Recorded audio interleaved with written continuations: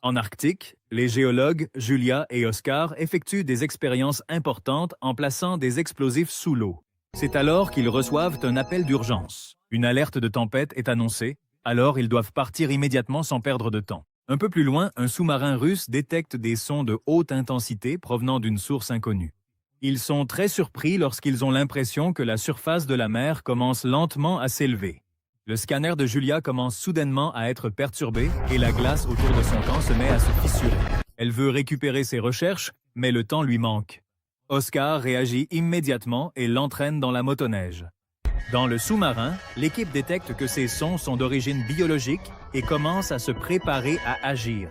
Mais soudain, le sous-marin subit un violent choc contre quelque chose. Pendant ce temps, à la surface, Oscar et Julia essaient de fuir aussi vite que possible, mais la glace derrière eux se brise tout aussi rapidement. Malheureusement, la glace commence aussi à se fissurer devant eux et pousse la motoneige vers le haut. Tous deux tombent en bas et la motoneige explose violemment avant de sombrer dans la glace. Bientôt, leur camp commence aussi à se disloquer et les scientifiques restants se noient lentement, perdant la vie. Pendant ce temps, le sous-marin subit des dégâts continus. Tout tremble et les gens peinent à rester assis à leur place. Après de nombreux efforts, ils parviennent enfin à tirer et, à la lumière ainsi produite, d'immenses tentacules apparaissent sous l'eau. Un homme est projeté contre la vitre et tombe au loin, perdant connaissance à cause de la blessure. Un autre officier parvient à envoyer la bouée de secours d'urgence, juste avant que tout le sous-marin ne coule complètement. Au quartier général de la marine russe, ils sont rapidement informés de la disparition soudaine du sous-marin. Comme le sous-marin contient des armes extrêmement importantes, ils n'attendent pas une seconde de plus. Ils envoient immédiatement une équipe de secours afin de récupérer ces armes ou, si nécessaire, de les détruire sur place. Le commandement de cette mission est confié à Victor, qui est le frère cadet du capitaine du sous-marin coulé. Sa famille craint qu'il ne disparaisse lui aussi de la même manière. Sa mère lui donne la montre de son père décédé comme porte-bonheur. La même nuit, Victor arrive au dock et voit que l'ancien ami de son père, l'amiral Olsens, fait aussi partie de cette mission. Le premier officier s'inquiète qu'Olsens soit peut-être désormais un peu trop âgé pour ce travail. Lorsque Victor entre dans le sous-marin, plusieurs membres de l'équipage se plaignent d'avoir été rappelés de force alors qu'ils étaient en congé. Pendant ce temps, Julia et Oscar, qui sont toujours coincés dans la tempête de neige, essaient de capter un signal téléphonique. Julia est absorbée par l'écran et manque de tomber soudainement dans un profond ravin. Mais Oscar lui attrape la main à temps. À ce moment-là, le téléphone de Julia capte le signal d'une plateforme pétrolière et parvient à passer un appel.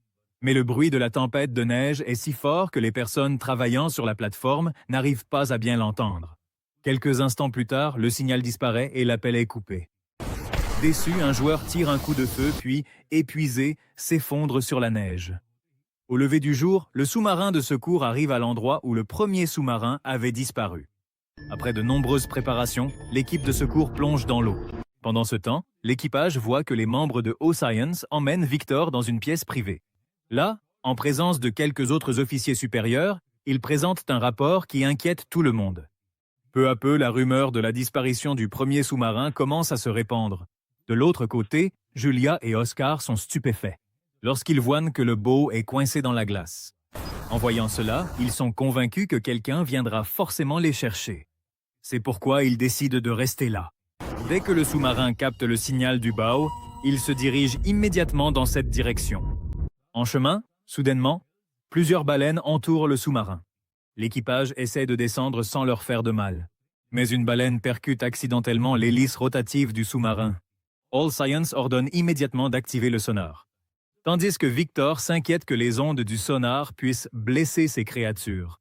Dès que le sonar est activé, les baleines s'éloignent. Mais une seconde plus tard, elles reviennent. L'équipage est confus et ne sait pas quoi faire. Mais peu après, il voit que les baleines s'éloignent vraiment cette fois. C'est alors qu'il découvre qu'un son basse fréquence se propage dans la zone et que le fond marin se soulève à nouveau. Dans l'obscurité, un immense tentacule apparaît et tue une baleine d'un seul coup. L'équipage du sous-marin est pris de panique. Ils ne parviennent ni à identifier ce son, ni à comprendre le grand signal qui apparaît sur le radar. Alsens veut donner l'ordre de tirer, considérant cela comme un ennemi. Mais Victor l'arrête et dit qu'ils ne peuvent pas tirer tant qu'ils ne sont pas certains. Il ordonne de trouver un endroit où se cacher. Le sous-marin s'engouffre dans une fissure présente dans un grand mur de glace. À chaque fois qu'il heurte la glace, tout commence à trembler. Le bruit de fond devient encore plus fort et les membres de l'équipage portant des écouteurs gémissent de douleur à cause de la souffrance dans leurs oreilles. Dès que cette créature inconnue les poursuit, l'équipage arrête le sous-marin. Parce que le passage devant eux est complètement bloqué. Heureusement, cette étrange créature s'en va d'ici là. L'équipage commence à évaluer les dégâts et, à ce moment-là, All Science réprimande Victor pour avoir pris des risques inutiles. Ils n'ont pas d'autre choix. C'est pourquoi ils remontent à la surface et commencent immédiatement les réparations. Pendant ce temps, en haut, Julia et Hans essaient de se réchauffer en se collant contre quelques rochers. Soudain, la glace autour d'eux commence à se fissurer et le sous-marin émerge de l'eau. L'équipage, en voyant les survivants, court immédiatement vers eux. Dès confirmation qu'ils ne sont pas armés, ils sont introduits et écoutés. Victor examine le nez du sous-marin, puis Olsenski intervient. Olsenski insiste pour qu'on leur donne à manger et à boire, puis qu'on les libère, car ils pourraient être des espions. Mais Victor éprouve de la compassion pour eux deux. Il dit non, qu'ils doivent rester avec nous. Après cela, le sous-marin replonge afin de commencer une opération de recherche dans la même zone. Après un examen médical, Julia et Oscar reçoivent à manger. Victor s'approche d'eux. Il leur montre une carte et dit « Indiquez l'emplacement de votre camp et dites-moi si vous avez vu quelque chose d'étrange. » Lorsque Julia mentionne l'explosif, Victor comprend que c'est peut-être cette explosion qui a causé le naufrage du navire de son frère. Ensuite, l'équipage discute de la stratégie à adopter pour la suite. Olsen dit gravement « Nous devrions faire demi-tour. Nous ne pouvons pas affronter ce danger mystérieux. Si nous sommes attaqués à nouveau, il ne sera même pas possible d'envoyer un signal d'urgence. » Mais Victor, désespéré de retrouver son frère, ordonne à l'équipage de diriger le sous-marin vers le camp de Julia.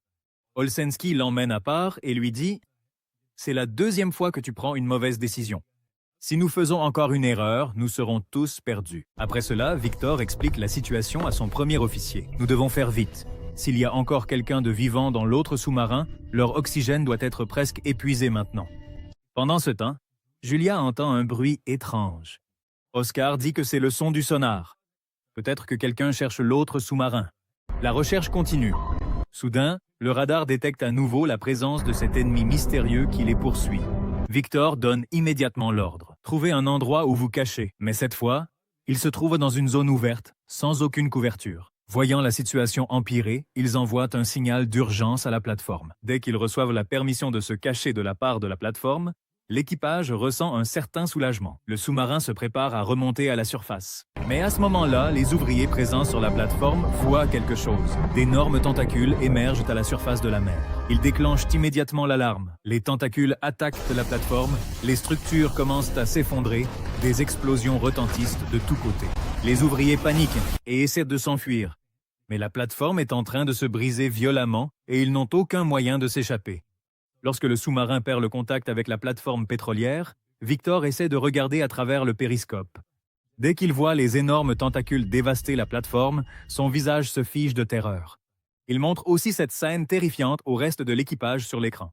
La plateforme est complètement détruite et la même créature monstrueuse recommence à poursuivre le sous-marin. Pour sauver leur vie, le sous-marin doit effectuer un virage brusque, ce qui fait tomber la vaisselle et d'autres objets de la cuisine sur le sol. All Science pense en lui-même que c'est la troisième mauvaise décision de Victor, et il annonce maintenant que le commandement du sous-marin sera désormais entre ses mains. Il ordonne immédiatement de tirer 2 torpilles. Les 2 touchent leur cible et il dit fièrement « C'est comme ça qu'on fait, mais sa confiance s'effondre aussitôt. » Lorsqu'un officier dit « Monsieur, l'ennemi bouge encore », d'autres torpilles sont alors lancées. Une autre grosse explosion se produit, mais la créature monstrueuse est toujours vivante. Maintenant, le monstre commence à poursuivre le sous-marin encore plus rapidement. All Science reste pétrifié de peur. Il ne comprend pas quoi faire maintenant. Alors, Victor reprend le commandement et ordonne à tout l'équipage de faire avancer le sous-marin à pleine vitesse. Ils parviennent à éviter certaines attaques, mais une tentacule frappe violemment le sous-marin, causant des dégâts au navire. Tout l'équipage tombe au sol et la tête de Victor heurte violemment, ce qui le fait tourner de l'œil. Certains ordinateurs subissent un court-circuit et un lourd moniteur tombe, écrasant un membre de l'équipage. Le sous-marin commence à couler et, profitant de l'occasion, le monstre lance une nouvelle attaque féroce. Une violente explosion se produit dans le compartiment des torpilles et un incendie s'y déclare. La ventilation est immédiatement coupée et cette section est scellée. 7 personnes piégées à l'intérieur s'efforcent d'éteindre le feu. Alors qu'ils tiennent des extincteurs à la main, une nouvelle secousse violente survient. La force des tentacules tire le sous-marin encore plus rapidement vers le bas. Le radar montre que le monstre les a encerclés de tous les côtés. Lorsque l'équipage regarde de près, la vérité éclate au grand jour. C'est un kraken, cette créature mythique de la mer, vivante et extrêmement dangereuse. Il ne leur reste plus que quelques torpilles, mais la situation ne permet pas de les tirer. Victor donne immédiatement l'ordre. Activez le mode silence car les prédateurs marins repèrent leur proie grâce au bruit. Les opérations d'extinction d'incendie sont interrompues, ce qui fait augmenter le niveau de monoxyde de carbone dans la salle des torpilles. Soudain, un bruit étrange et aigu du kraken commence à percer les oreilles de l'officier des communications. Pendant ce temps, les personnes coincées dans la salle des torpilles se regardent, ne pensant qu'à une seule chose. Est-ce ainsi que nous allons mourir? Mais à ce moment-là, le plan de Victor fonctionne. Le kraken s'éloigne lentement de là. Tout l'équipage pousse un soupir de soulagement. Ils peuvent maintenant avancer à nouveau. Mais le feu s'est déjà propagé, à tel point qu'il est désormais impossible de l'éteindre avec quelques moyens de fortune. Lorsque certaines personnes sont brûlées par les flammes, Victor ordonne d'abandonner le compartiment. 2 armes brûlent et plusieurs officiers sont blessés en essayant de sortir. Mais l'équipage les aide et au dernier moment, la porte est refermée, afin que le feu reste confiné à l'intérieur. En contrôlant la pression, ils parviennent finalement à maîtriser l'incendie. Ensuite, tous ceux qui sont en bonne santé sont affectés aux réparations, tandis que les autres sont envoyés à l'infirmerie ou dans leur chambre. Oscar et Julia prodiguent des soins médicaux aux gens, ce qui leur permet de gagner la confiance de tout l'équipage. Julia nettoie aussi la blessure sur le front de Victor. À ce moment-là, un officier dit en riant: « On dirait qu'elle est tombée amoureuse de toi. » Julia nie, mais l'officier explique: « Victor a enfreint toutes les règles pour te sauver. » Plus tard, Victor consulte tout l'équipage. « Que devons-nous faire maintenant? » Tout le monde est du même avis. Nous devrions faire demi-tour, parce qu'ils n'ont aucune information sur l'autre sous-marin et ils ne peuvent pas non plus combattre ce kraken. C'est alors qu'Olchance le rappelle à Victor. « Ton père aussi était un héros. Lors d'un accident de sous-marin, il a sauvé tout le monde mais n'a pas pu se sauver lui-même. » Après beaucoup d'hésitation, Victor accepte lui aussi, lorsque le sous-marin commence à rentrer à la maison. Victor est en train de lire la dernière lettre écrite par son père. C'est alors que Julia entre dans la pièce et voit qu'il y a des oiseaux dans sa chambre. Victor explique: « C'est une vieille méthode pour vérifier le niveau d'oxygène. Si les oiseaux deviennent agités, cela signifie que il y a quelque chose d'anormal dans l'air. » Julia demande une carte et marque tous les endroits, partout où ils ont vu le kraken. Elle indique aussi l'emplacement de leur camp. Selon les histoires, cette créature a déjà attaqué plusieurs navires auparavant. Mais ensuite, elle a soudainement disparu. Certains chercheurs pensent que le kraken était peut-être plongé dans un profond sommeil. Dans un sommeil profond, Julia arrive peu à peu à une conclusion. Peut-être que mes explosifs ont touché la vague de sa tanière cachée, et c'est ce qui l'a réveillée. Elle met en garde. Si nous faisons encore une erreur, il nous retrouvera à nouveau. Victor est impressionné par ces paroles. Il demande: « Comment sais-tu tout cela? As-tu une idée? Où pourrait se trouver le sous-marin de ton frère? » Julia explique: « Les pieuvres emmènent souvent leur proie jusqu'à leur tanière. Donc sa tanière devrait être quelque part près de mon campement. » À ce moment-là, un officier arrive en courant. « Monsieur, j'ai trouvé un indice. » Il leur fait écouter un enregistrement réalisé en mode silencieux, dans lequel on entend tous un bruit de coups frappés sur du métal. Il trace le signal et découvre que ce bruit venait justement du camp de Julia. Victor dit doucement: « Cela veut dire que quelqu'un pourrait encore être en vie là-bas. » Victor prononce un discours passionné sur l'importance de la vie humaine et les dangers auxquels ils sont confrontés, puis il ordonne à son équipage de diriger le sous-marin vers le camp de Julia. Qu'ils y aillent. Pendant le trajet, Victor repense à son enfance, à l'époque où il s'était perdu dans les montagnes. Il ne sort de ses pensées que lorsque le sous-marin atteint la zone de recherche. Soudain, les machines du sous-marin et les rivets des parois commencent à s'arracher et à voler. Les vitres et les lumières se brisent. Cela signifie qu'ils sont allés trop en profondeur. Le sous-marin est alors légèrement remonté. C'est alors qu'un officier remarque qu'ils ont trouvé un abîme profond. Victor décide d'envoyer un mini-sous-marin pour qu'il puisse descendre et enquêter. Parce qu'un pilote avait disparu lors de l'attaque précédente, Victor se porte volontaire, confie le commandement à Olsensky. Victor et 2 officiers montent dans le mini-sous-marin.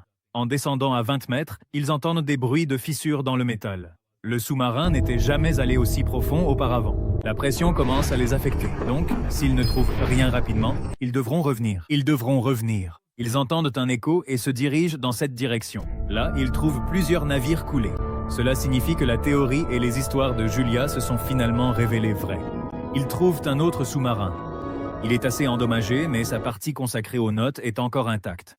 Cela pourrait signifier qu'il y a des survivants à l'intérieur. L'équipe tente d'amarrer le mini-sous-marin dessus. Mais en raison du courant fort, c'est assez difficile. Après bien des difficultés, la connexion est enfin établie. Victor plongeant. Connexion croisée par le port d'équipement.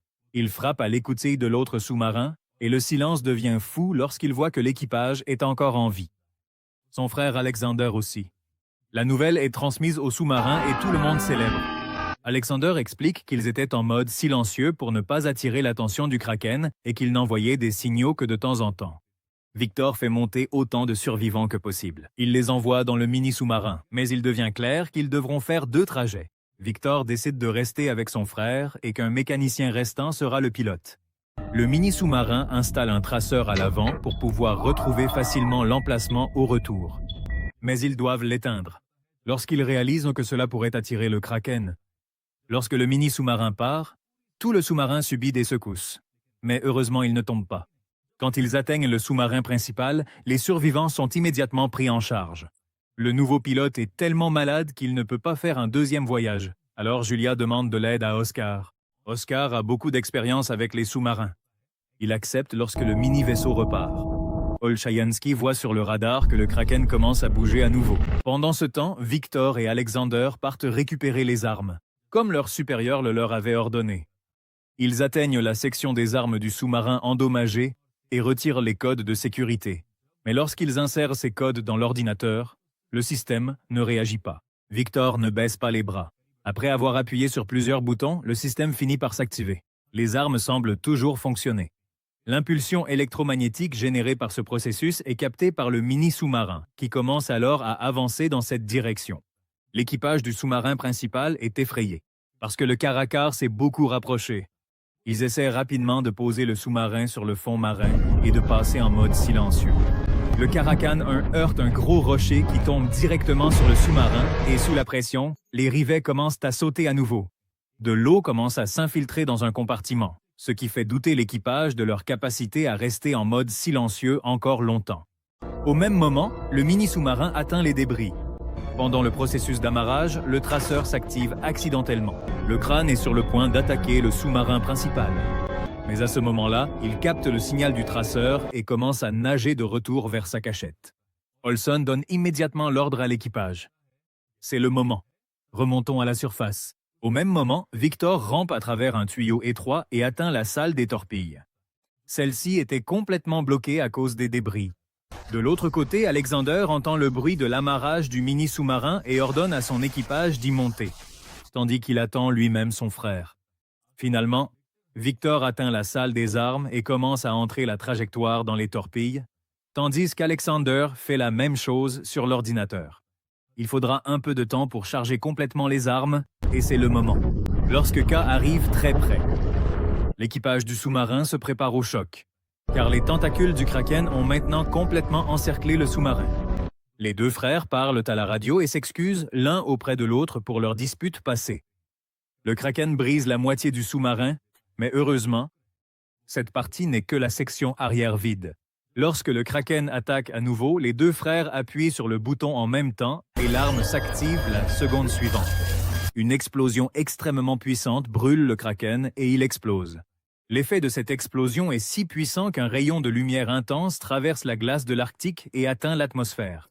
Maintenant, l'eau commence à pénétrer dans le sous-marin et Victor retourne immédiatement par le tuyau. Pour atteindre Alexander, l'arme peut s'autodétruire à tout moment. Ils doivent les évacuer de là au plus vite. Le sous-marin commence à couler et, à cause des vagues violentes, les 2 frères sont séparés. Victor cherche désespérément Alexander et c'est alors qu'il le voit sortir de l'eau. Il aperçoit sa main, la saisit aussitôt et ne la lâche pas tant qu'Alexander n'est pas en sécurité près de lui. Tous 2 montent rapidement les escaliers et s'engouffrent dans le mini-sous-marin. L'eau est sur le point d'entrer, mais ils parviennent à fermer la porte à temps. Il ne reste plus que 2 minutes avant l'explosion et le mini-sous-marin n'a pas encore pu se désamarrer. C'est alors que les débris commencent à tomber dans les profondeurs de l'abysse. Victor se souvient du levier d'urgence. Il le tire immédiatement et enfin, le mini-sous-marin se sépare du sous-marin principal. Il s'envole avec le sous-marin.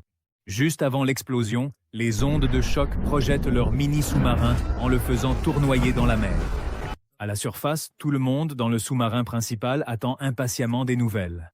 Alors qu'il semble qu'il n'y ait plus aucun espoir, quelques bulles apparaissent à la surface de l'eau. C'est le même mini-vaisseau qui est finalement revenu. Aussitôt, tout le monde commence à célébrer. Victor essaie de rendre à Alexander la montre de son père. Mais Alexander sourit et dit « Cette montre est à toi maintenant. Tu l'as méritée. » Quelque temps plus tard, l'équipage arrive en Russie et les deux frères célèbrent des moments émouvants en retrouvant leur famille. Si vous avez aimé cette histoire, n'oubliez pas de vous abonner à la chaîne et d'activer la cloche de notification pour recevoir d'autres vidéos comme celle-ci. Merci de nous avoir regardés.